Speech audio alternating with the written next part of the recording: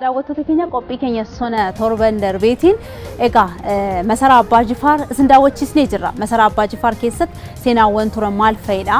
Manicha keessatti maaltu raawwatamaa ture kan jedhu isinitti himaa turree jirra. Har'a immoo meeshaalee masaraa sana keessatti fayyadamaa turan gara Godambaa magaalaa Jimmaa kana keessatti kan argamu Godambaa sana keessatti meeshaalee maal fa'itu jiru? Abbaan Jifaar haala kamiitti fayyadamaa turan kan jedhu kan isin agarsiisnu ta'a. Isinis egaa nu daawwachuudhaan bashannanaa turtiin keessan nu waliin haa ta'u jenna. Kottaa na waliin.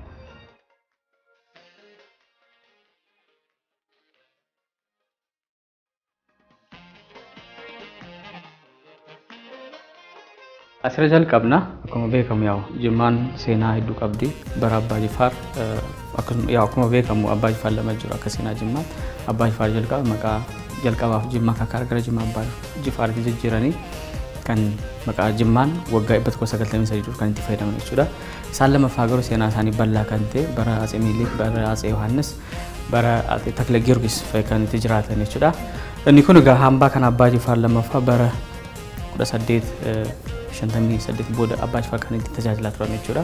Inni kun teessoo isaanii teessoo kan Abbaa Jifaar kutaa dhadhacha yookaan mana murtii keessa kan itti fayyadamaa turan. Akkuma beekamu seenaan Jimma keessa akka seenaa Jimmaatti mana murtii lama jira jechuudha.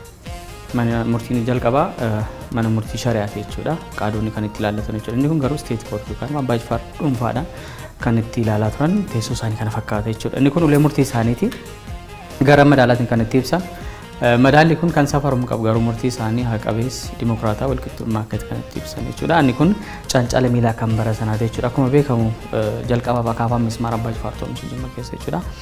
Albuunni sibiila humna adda addaa kan irra sassaabame keetiif akkuma beekamu bakka afuritti albuunni sibiila sassaabamaa ture. Tokko as Jimma keessa Xosa Maroo, Foolla Godina keessa Xuraafataa fi humna adda baay'inaan garuu achirra dhufaa ture jechuudha. Akaafaan mismaara gaa saantuu asumatti Jimma keessa oomishan. Dabalata isa kana erga qopheessanii booda yakkamtoonni bara sana kana hidhamaa turan cancala miilaa kan bara sana jechuudha. Kana fakkaata. Inni kun soofaa kan Abbaa Jifaar kan bara sana jechuudha. Qaroomna Jimmaa naa ilaalli qaroomna guddaa qabda jechuudha. Akkuma beekamu Abbaa Jifaar wanta haaraa barbaadu erga guyyaa tokko bulan erga kaanii booda wanta haaraa Jimma keessa maaltu jira jedhanii gaafatu jechuudha. Wanta haaraa dhufe akka hojjetamu hin ajaju jechuudha. Ajajji isaanis kan hojjetame kana fakkaata jechuudha. Tokko isa kana jechuudha. Soofaa bara sana isaan hojii wal fakkaata jechuudha. Akkuma beekamu Abbaa Jifaar warra jaha qabu. Karaa sharaatiin al tokko afur fuuchuun danda'ama jechuudha. Sanyii Oromoo irraa yookaan qaccee Oromoo irraa afur fuudhan jechuudha. Erga boqotanii garuu dabalachuu waan danda'amu karaa sharaatiin shanaffaaf karaa siyaasaatiin political marriage kan jennu fuudhaniiru jechuudha. Gennee miniitti sanyii minjoo qaccee isaanii mootii kafaa isaan dhuma taattuu gaasharachuun wal qabate jechuudha. Sanyii minjoora fuudhaniiru. Ja'affaadha kan gennee shakkaayitti fuudhan jechuudha. Akkuma beekamu shanaffaan teessoo isaanii kana fakkaata. Ja'affaan kanaadha kan dirramoo kana fakkaata. Inni geddummoo kan isaaniif maaliif bal'ate laata? Akkuma beekamu Abbaa Jifaar kalqaanuu miidhaan baay'ee dheeraas guddaadha jechuudha. Dhaabbii isaanii meetira 2.10 bal'ina isaanii meetira 1 kiiloogiraama 150 ulfaatu maqaa 4 qabu. Maqaan isaan isa jalqabaa moggaamessa maqaa akka aadaa Oromootti kan itti bahe Tulluu jedhamu maaliif guddaa bal'aa waan ta'aniif Abbaa Diimaa arba fakkaatu garuu arba miti. Baay'ee miidhagu. Abbaa Diimaa jedhama. Mahammad Ibn Daawud maqaa amantaati akkasumas Abbaa Jifaar lamaffaa maqaa hangooti jechuudha. Addunyaa guutuu kan itti beeku maqaa hangootiin jechuudha jechuudha. Gara itti aanutti deemna jechuudha.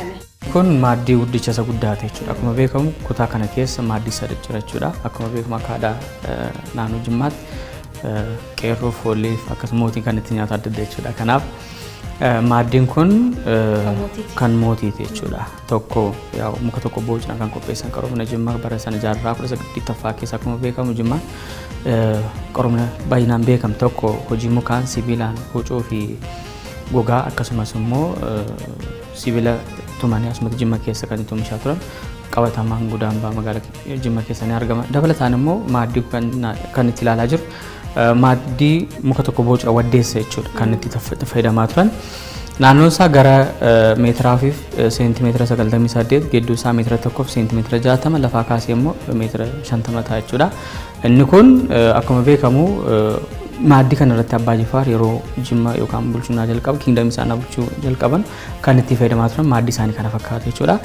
Maaddii kana irratti nyaata aadaa Jimmaa 20 hanga 38 itti dhiyaataa ture jechuudha. Kana irratti gorsa isaanii wajjin akkasumas immoo abbaa duulaa isaanii wajjin maan isaanii wajjin kan irratti nyaataa turan jechuudha.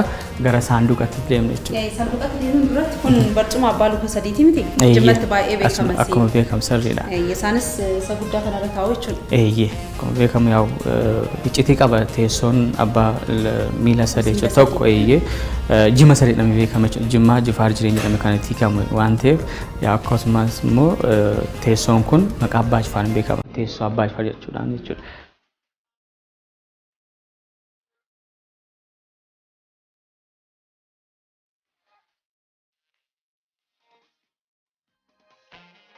Gara kanatti hin arginu kun saanduqa dhaabbii kan bara sanaa kan itti hojjetame jechuudha. Akkuma beekamu dur manni Jimmaa kan itti fayyadamaa ture saanduqa meeshaa aadaatiin kan itti qophaa'e jechuudha. Uffata aadaa achi keessa kaa'amaa ture jechuudha. Inni kun garuu jaarraa 19ffaa keessa abbaa Jifaar kan itti fayyadamaa turan jechuudha. As Jimmaa keessa kan itti oomishame diizaayinarii isaas Tiikaam kan jedhamu jechuudha. Garuu uummanni Jimmaa kana tolchee keetii abbaa Jifaar immoo kan itti fayyadamaa turan akka ta'e seenaan ni ibsa jechuudha. Akkuma beekamu uffanni aadaas keessa keewwatamaa ture. Akkuma beekamu abbaa Jifaar baay'ee dheeraa qabatamaan jechuudha. Inni kun kan ilaalaa jiru daawwitii isaaniiti jechuudha. Isaan qofa dhaabbatanii ani qaqqabuu hin danda'u jechuudha. Isaan dhaabbatanii fuula isaanii as keessa ilaalaa turan. Kun taanjabil kan ta'e yookaan qabatamaan kan ta'e abbaa Jifaar hammam akka dheeraa akka ta'an kan itti ibsu saanduqni kun yaa'u ifa jechuudha. Kun immoo ragaa guddaadha jechuudha. Kan isaaniiti gara itti aanutti dabra. Saanduqa miliks sila masaraattis waan arginu jirra kanaan dura jechuudha qophii keenya sadabiitiin. Masaraa sana keessatti saanduqni guddaan isaa kan mukarraa hojjetame geengoo ta'ee jira. Sirriidha. Kun immoo isa kan biraate jechuudha. Isa kan biraa isa jalqabaate jechuudha. Sanarri kun isa jalqabaate jechuudha. As keessa uffata aadaa waan ta'e as keessa keewwataa turan jechuudha. Akka seenaan ibsu jechuudha. Gara kanatti naa dhufnu inni kun siree isaaniiti. Siree kan abbaa Jifaar kan bara ijoollummaa isaanii akkuma beekamu masaraan adeemtan siree meetira 2 fi seentimeetira 50 kan ta'ee fi bal'ina isaanii immoo meetira 2 kan ta'e. Inni sun kan bara yeroo mootii ta'anii gara aangootti naa dhufan yookaan gara taayitaatti yeroo dhufan jechuudha. Inni kun garuu kan bara ijoollummaa isaaniiti. Ijoollummaadhaan harmee isaanii gumeettii wajjin ilmoo mootii gumaayiti jechuudha. Harmee isaanii gumeettii wajjin kan irratti ciisaa turan waggoota 15 jechuudha.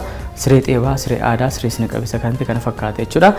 Mismaaran qabu muka wal kakkaa'uudhaan kan itti fayyadamaa turan kan bara sanaati jechuudha. Gara kanatti naa dhufu. Inni kun maaddii kan abbaa Jifaar kan bara ijoollummaa isaaniiti jechuudha. Gara taayitaatti osoo hin dhufin ijoollummaadhaan kan irratti nyaataa turan akkuma beekamu seenaan Jimmaa seenaa bal'aadha jechuudha. Ijoollummaan gara aangootti dhufan jechuudha. Harmee isaanii wajjin gumeettii wajjin kan irratti nyaataa aadaa kanatti fayyadamaa turan kan irratti nyaataa turan. Gara itti aanutti dabarru immoo inni kun saanduqa isa jalqabaate jechuudha. Saanduqa lama jira jechuudha. Akka seenaa aadaa Jimmaatti jechuudha. Saanduqni tokkoffaan uffata kan itti keewwatamu jaaloo uffannaadha jedhama. Amma saanduqa jenna malee inni duraa garuu maqaan jaaloo jedhama jechuudha. Jaaloo uffannaa aadaa uffata aadaa as keessa keewwataa turan. Bara shittoo bakka hin jirretti xirinyoo jiwalma kun uffanni gara shittootti kan jijjiiramu as keessa ture jechuudha. Yaa bal'aadha keessi isaa qaroomna Jimmaa ilaalan qaroomna guddaa qabda jechuudha. Innaa bara isa kana kan tolchanii uffata gara shittootti kan jijjiiramu jechuudha. Fuula isaa osoo hin gadhiisin hanga ji'a ja'a akka turu yaa seenaan ni ibsa jechuudha. Manguddoonni na dubbatan ni ibsa jechuudha. Inni kun garuu jaaloo bulbula dammaati. Inni kun yaa abbaa Jifaar taa'u sun bulbulameeti kan itti qophaa'u jechuudha. Akkuma beekamu arboonni asirra jedhu baay'inaan arboonni Jimmaa keessa jiraataa turan bara abbaa Jifaar. Kanaaf inni kun garuu kan abbaa isaaniiti jechuudha. Abbaa isaanii yaa akkuma beekamu mootii Jimmaa torbaffaati jechuudha. Abbaa Gomool, abbaa Boqa, abbaa Magaal jedhamu bulbula dammaas keessa qophaa'aa ture jechuudha. Kan isaaniiti inni kun yaa qabatamaan gagaa taate jechuudha kan damu. Gagaan dammaarra jira. Amma yoo jechuudha. Umurii isaas gara waggaa 160 ol kan lakkoofsis gara leetira 120 qabachuu kan danda'u. Amma rootos jennu hojii wal fakkaata jechuudha. Garuu muka tokko bocanii kan itti qopheessan kana fakkaata jechuudha. Gara kanatti naa dhufnu inni kun galaa kan itti qabaa turan jechuudha. Gilgila bara sanaati jechuudha. Akkuma beekamu gilgilli amma gogaaf yookaan cidhi waanta kan itti hojjetamu yommuu ta'u inni duraa garuu adda. Maaliif jennaan muka tokko bocuudhaan gogaa uffisuudhaan kan itti qopheessan yommuu ta'u yeroo abbaa Jifaar yeroo karaa bahan jechuudha. Fakkeenyaaf Finfinnee yeroo adda addaa deemaa turan jechuudha. Asiin bira gaafannaadhaaf yeroo sana kan itti fayyadamaa turan galaa kan itti qabamu. Hanga biddeen 60 hanga 70 watii olaanoo baachuu danda'a gaangeedhaan dhufamu jechuudha. Inni kunis wal faana deema jechuudha. Inni kunis hin dadachaa teessoo mukaa qaba.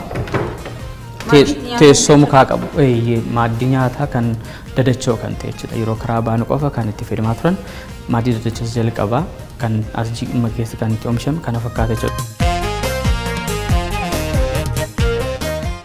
Gara kanatti hin arginu teessoo mana fincaaniiti jechuudha. Akkuma beekamu seenaan yaa'u jaarraa 18ffaa keessa Abbaa Jifaartu jalqabaaf mana fincaanii sochichaa kanatti oomishanii akka itti fayyadamaa turan jechuudha akka addunyaatti kan itti ilaallu jechuudha. Maaliif jennaan amma mana hoteelota gurguddaan adeemne meebii seeraamikii guddaa ilaaluu ni dandeenya garuu isaan waggaa 125 dur garuu as Jimma keessa oomishanii kan itti fayyadamaa turan.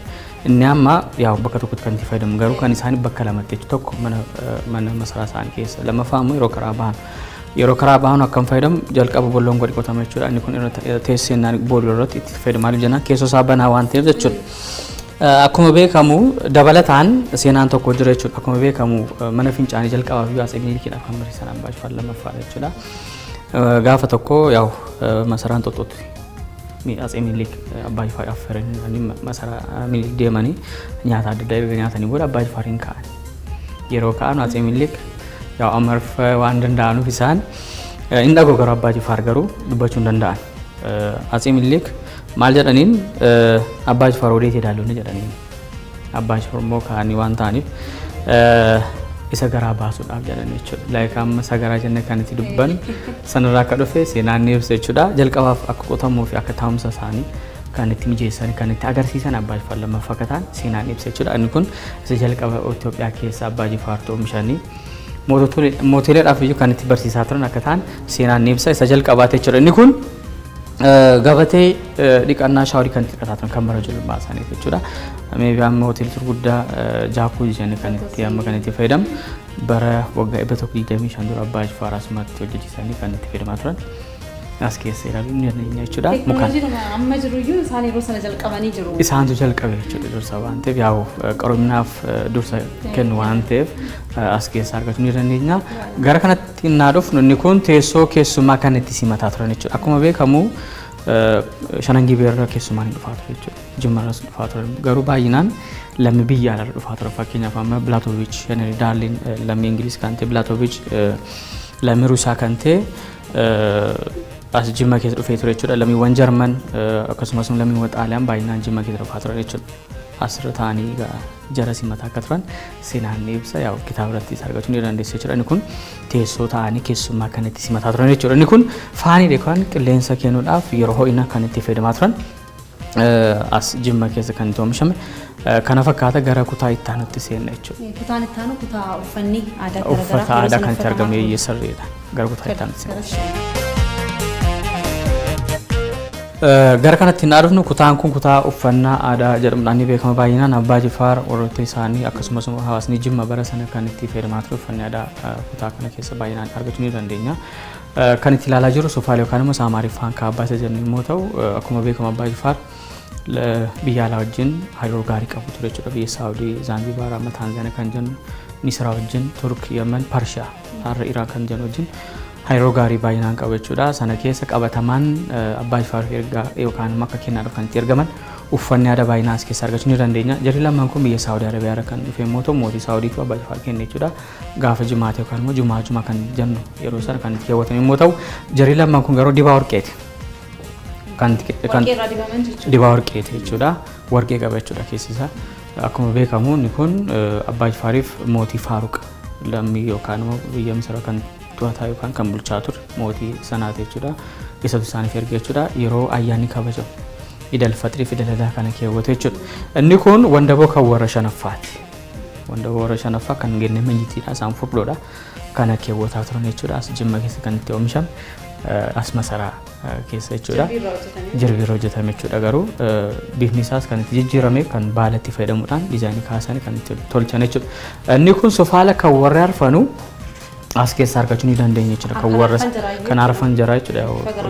Qabannaadhaaf akka mijatu iyyee kan hin banne as keessa keenya jira jechuudha. Inni kun garuu isa uffata Habashaa kan itti jennu jechuudha. Akkuma beekamu Jimma jaarraa 19ffaa keessa qaroomina uffannaa aadaadhaan mukaan sibiilaan hojoodhaan akkasumas mukaan baay'inaan ni beekamti. Uffata aadaadhaas jechuudha baay'inaan.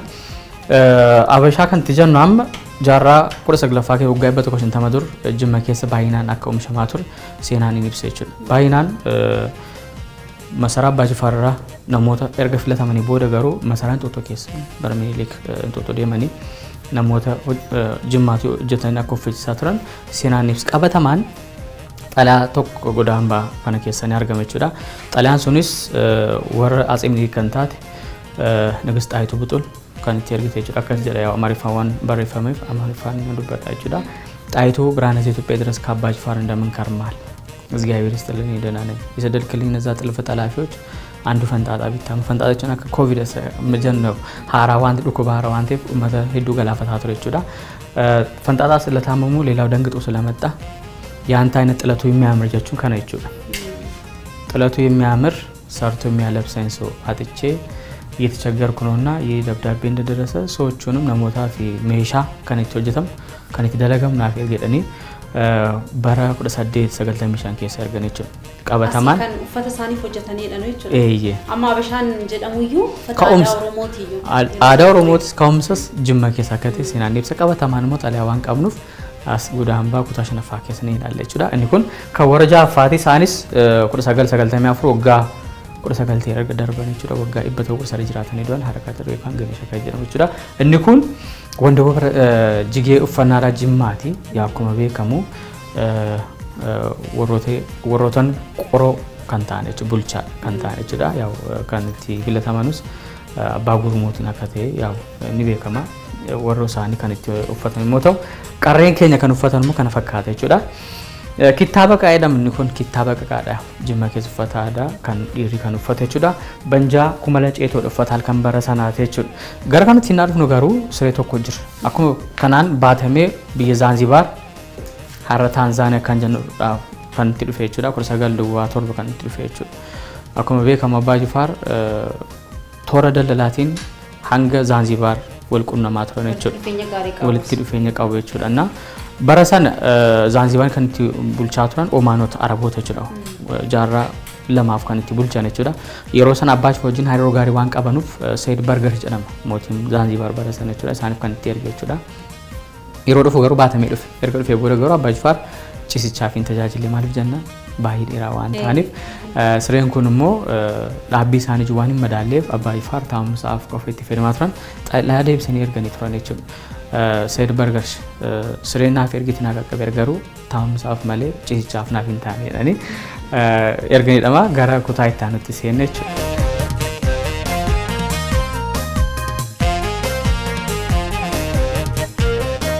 Kutaan kun yaa baay'inaan meeshaawwan aadaa fi seena qabeessa kan ta'an baay'inaan kan itti argamu keessanii argamna.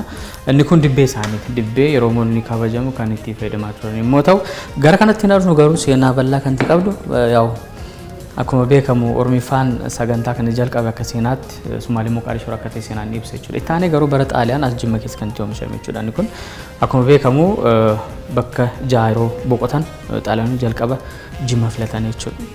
As yeroo ta'anu tokko riqicha geemawwan daandiiwwan mana hedduu faranjaa aadaa keessa kan itti hojjetan jira jechuudha. Dabalataan garuu uummata Oromoodhaaf naannoo Jimma keessa kan itti argamanuuf isteeshinii tokko dhaabanii shentereediyoonii jedhee uummanni keenya kan itti waamu kiiloomeetira 5 bahan argachuu ni dandeenya gamoo isaa ammas jira jechuudha garuu yeroo Haile Sillaasee yeroo deebi'anu garuu isteeshinii sun akka cufamu kan itti godhame jechuudha achiin booda garuu Xaaliyaan Ingilizoonni meeshaa sana fudhatanii Sumaalee Sudaan Omdurman radio station kan jennamu kan tamsaasa studio kan Aljazeera kan jedhu kan tamsaa jiru meeshaan sana as Jimma keessa buqqee kan deemee jechuudha bara sana garuu afaan shaniin labsiiwwan entertain yookaan immoo bashannana adda addaa kan dabarsaa akka turan seenaan ibsa jechuudha tokko afaan keenyaan Oromifaan lamaffaa Arabiffaan sadaffaa afaan Xaaniidhaan arfaffaa British jedhamee beekama Ingiliz kan itti jennamu bara sana British language jedhamee kan itti waamamu ta'u shanaffaan garuu Kiswahili jechuudha gaanfa Afrikaa irratti ammas kan itti dubbatamaa ture afaan shaniin kanaan dabarsaa turan seenaan kun waggaa 84 dura jechuudha ammas Gudaambaa kana keessa ni argama jechuudha gara itti aanutti dabarra.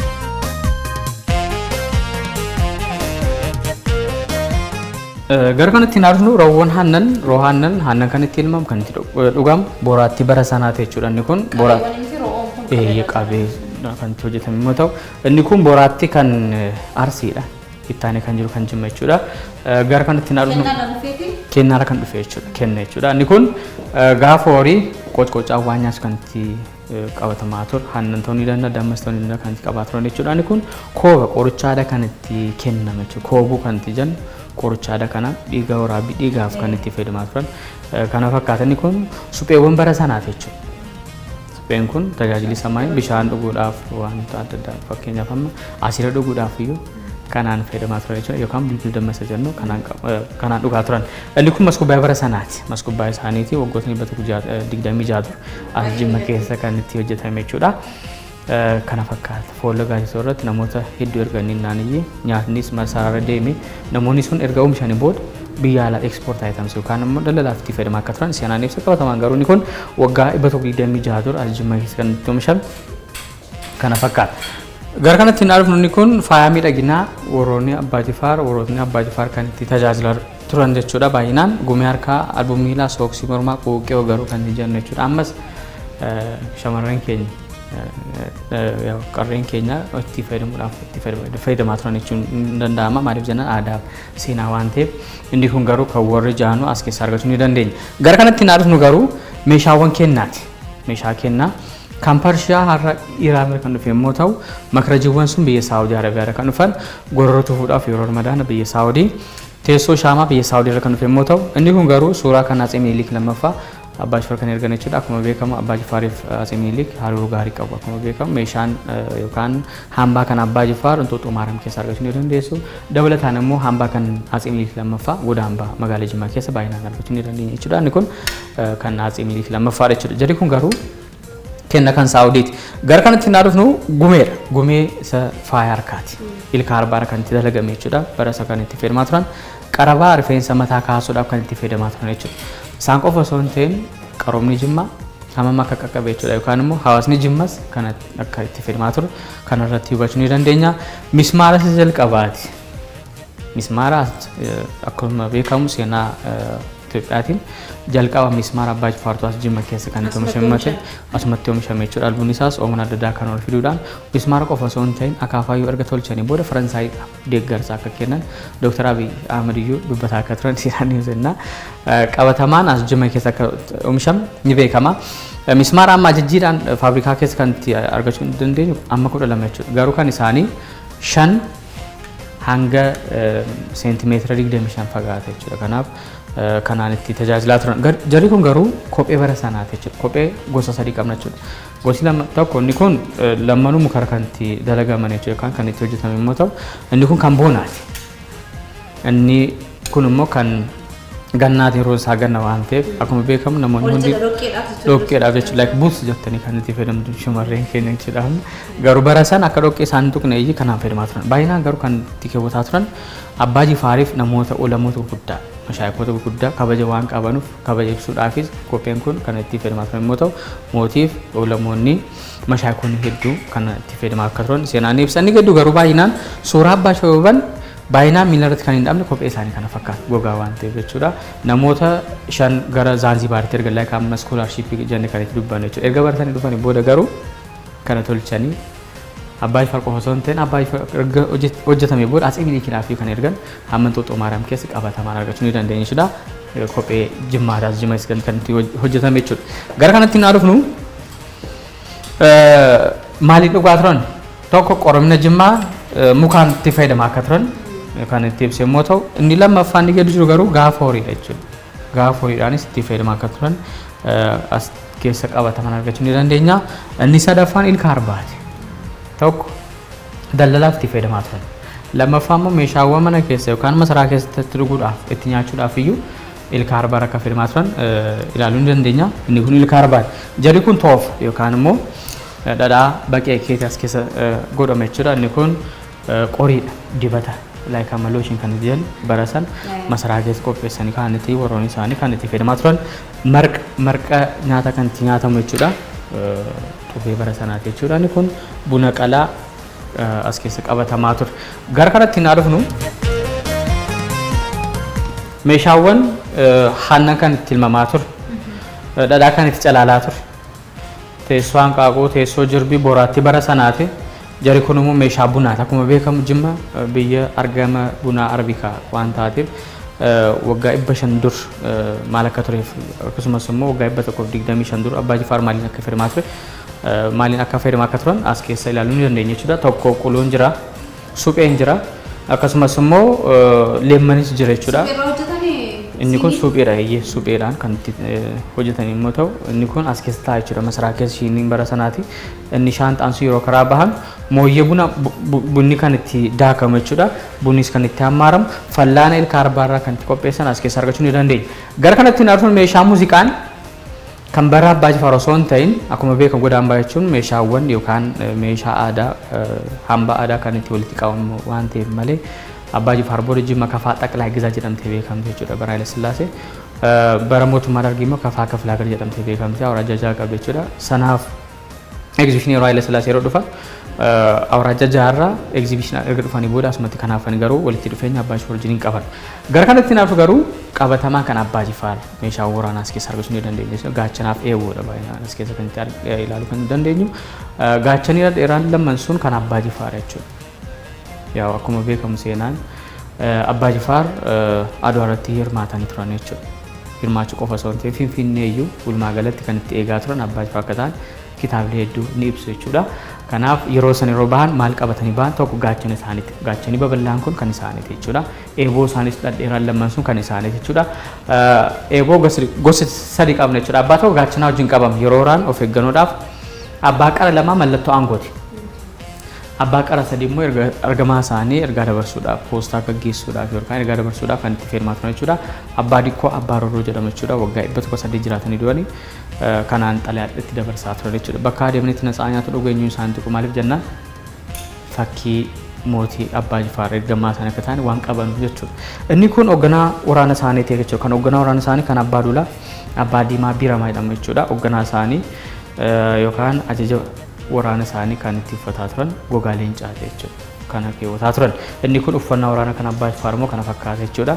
Yaa'u zinnaara qabu jechuudha. Yaa'u shugguxiis qabu isaan dabalataanis yaa'u asirraa argachuu ni dandeenya. Maartireezaa 3,000 beekeeti as Jimma keessa kan itti oomishamu naannoo Jimmaa keessa kan itti hojjetamu immoo ta'u kana keewwataa turan yeroo waraana bahan dirree waraanaa irratti kan itti uffataa turan kana fakkaata. Inni kun goonoo labsiidha jechuudha. Laakama miidiyaa jenne kan itti fayyadamu labsii labsuudhaaf kanaan fayyadamaa turan. Waa sadiif tajaajilaa turan. Torba rukutame labsii kaffaltii gibiraa jechuudha. 14 rukutamee xurumbaan itti dabalan waraana. Sadii immoo affeeraadhaaf kanaan walii galu meetira 3,000 dhaga'ama sagaleen isaa jechuudha. Gara kiiloomeetiriitti naa jijjiiru kiiloomeetirii 3 dhaga'ama jechuudha. Akkuma beekamu qoroowwan 60 jiru jechuudha. Abbaa Jifaar erga aangootti bahanii booda qoroo 60 jedhamee kan itti beekamu jechuudha. Laakama kantiiba kan itti jennu jechuudha. Kan itti muuddaman jechuudha karaa mootiitiin. Bal'aa yookaan balbala sana irratti balbala qoroowwan 60 hundee ni ta'a jechuudha inni kun. Kanaaf waan beekanuu fi walii galu jechuudha. Kanaaf kanaan walii dabarsaa turan akka ta'e yaa'u seenaan ni ibsa. Qabatamaan immoo kana fakkaata jechuudha. Gara kutaa itti aanutti seena.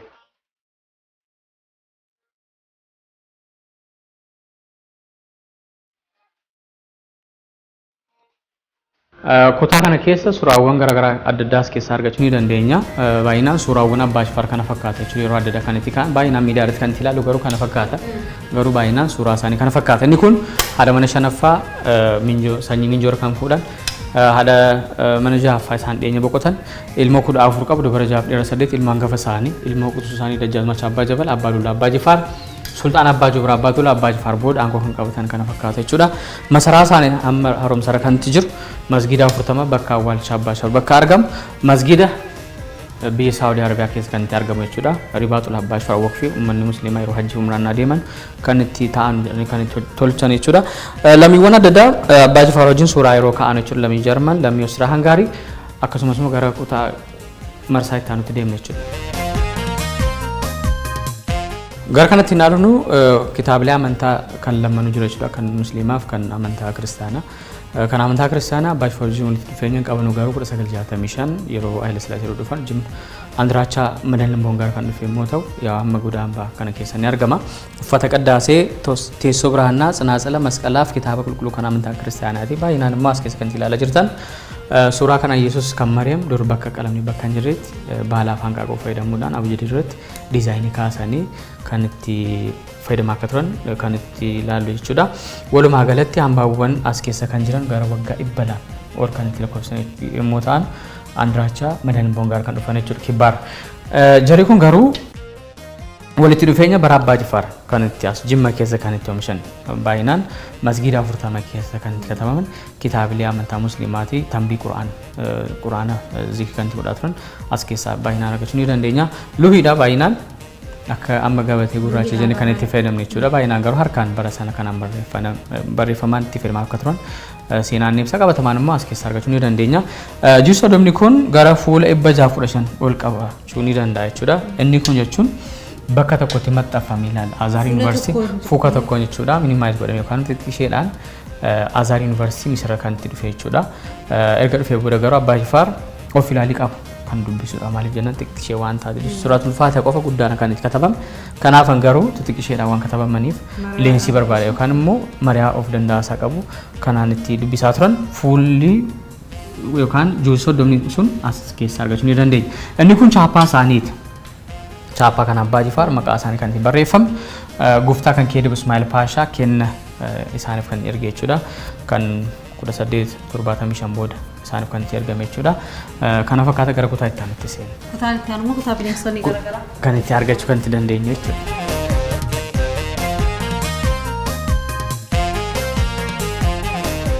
Gara kutaa kana keessa naa dhufnu kan sila daawwachaa turre baay'inaan hambaa namtolcheedha jechuudha.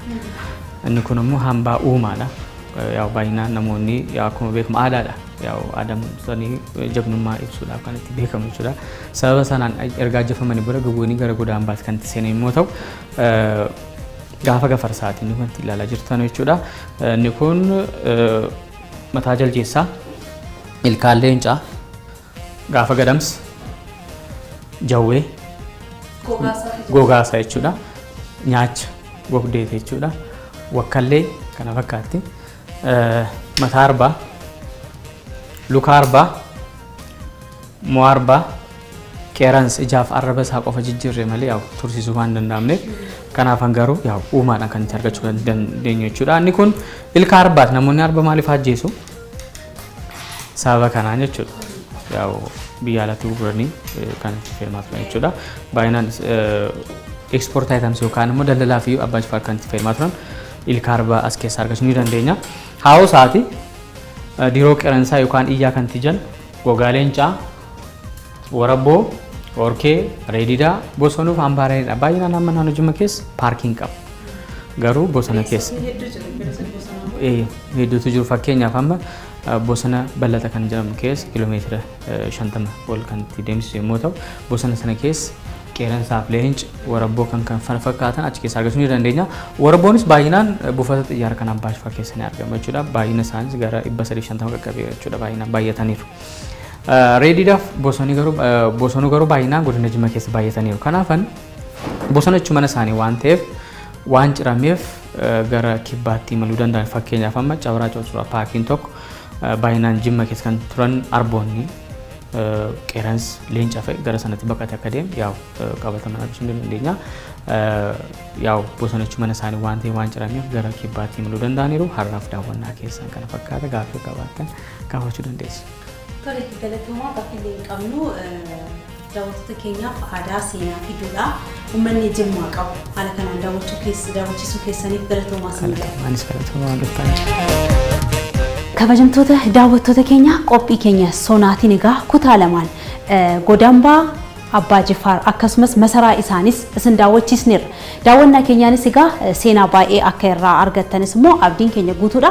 Kana caalaa immoo osoo dhuftanii daawwattanii kan baay'ee nama gammachiisu aadaa fi seenaa uummanni Oromoo qabu. Akkasumas immoo barootan dheeraan durallee Oromoon hammataa ta'uusaa kana malees immoo walitti dhufeenya gaarii lammiilee garaagaraatiin sabaaf sablammoota garaagaraa wajjin akka qaban kan agarsiisudha. Waan nu daawwattaniif galatoomaa jenna. Qophiilee hafanii waliin bashannana gaarii isiniif haa ta'u.